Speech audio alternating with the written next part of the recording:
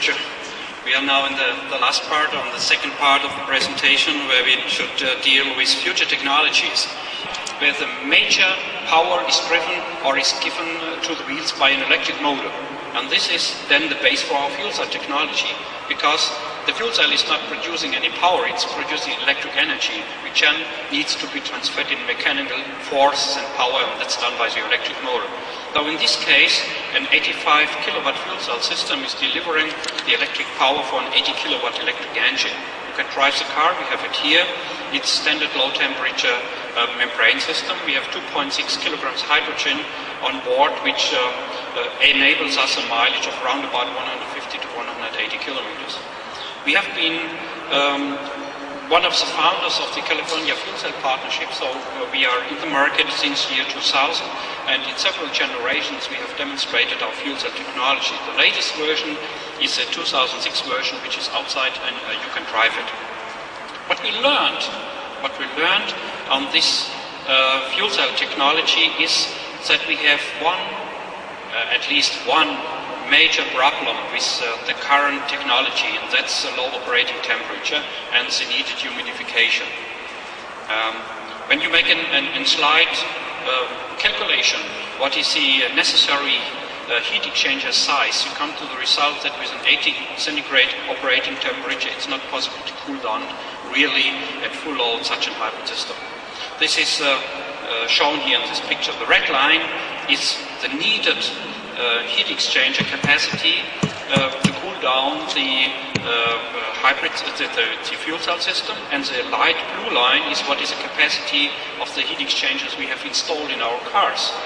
And you see that the lines cross at a speed of 140 kilometers per hour, so that's far away from our customer expectations. No chance to sell such a car in Europe. No one would accept it that he has to buy a car which is at least 10 times more expensive than a standard power train and drives only 140 kilometers per hour. No possibility. But that's the reason why no fuel cell car is running faster than 140 kilometers per hour, because no one can install so much heat exchangers that it would be possible to drive the car faster. And that's why we 9 years ago decided in our fuel cell development that we not will focus on low temperature membrane system, but we will realize our own membrane system, our own membrane electrode technology for high operating temperatures. And just a few weeks ago, we demonstrated the world's first running high temperature per membrane system, running at an operating temperature between 120 and 160 centigrades. It can also run at lower temperature. It's cycle-free. We can make a cold start out of minus 20 centigrades, but the normal standard operating temperature is higher than 120 degrees. And this makes it possible now to really drive the 85 kilowatt.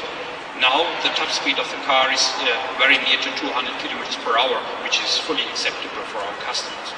Now this takes away one of the biggest hurdles for the market introduction of fuel cell technology. It was really the first time. We have this original prototype is standing here on the side. This is a really first 5 kilowatt high temperature stack we have developed. We are really proud that we did this.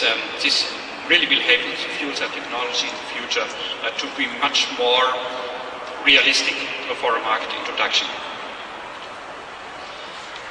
Our final goal is not the fuel cell technology. Our final goal is the electric car. What is standing between us and the future is the capacity of the battery.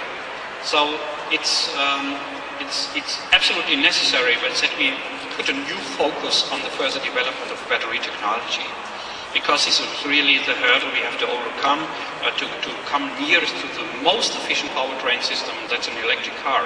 It's 4 times more efficient than a fuel cell system, if you could use an electric car.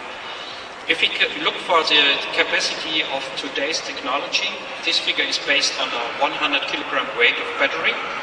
You can realize just the mileage with this 100 kilogram battery in the area of 7 to 10 or maybe 12 kilometers. So it's very small. It's not really sufficient enough for our customers. It doesn't make any big sense. What we see in the theoretical potential of today's lithium-ion technology, this is lasting for a mileage of about 50, 60, maybe 70 kilometers. Well, that sounds much better. So this would make it possible to switch from our standard hybrid to a more or less plug-in hybrid. You need at least the mileage of 50 kilometers to be a sensible plug-in hybrid. But it's not enough to make really the full paceway to an electric car. What we see is that the theoretical electrochemical potential of electrochemistry would lead to a mileage of about 500 kilometers. Now that would be absolutely sufficient enough for 90 or maybe 80% of all the mobility, because most of the people don't drive more than 500 kilometers per day, and you could recharge the battery overnight. But this theoretical potential will never be reached. No theoretical potential can be reached from anyone. Even I, as a researcher, don't believe this. And I don't believe that I can get very near to the Carnot process in the combustion item. So but I have a goal, I have a tough goal, which means 50% of this potential can be realized. It takes some time. It will take a huge time maybe, but I'm sure it can be realized. And this would bring us into the possibility to make a 200 kilometer mileage out of 100 kilogram battery weight. And this is absolutely then enough for a customer, that this would satisfy our customers. We founded a complete new research department on a university. We put together the best people out of Europe, concentrated them in one university to make it happen, that we could realize this 50% capacity of 50% realization of the theory.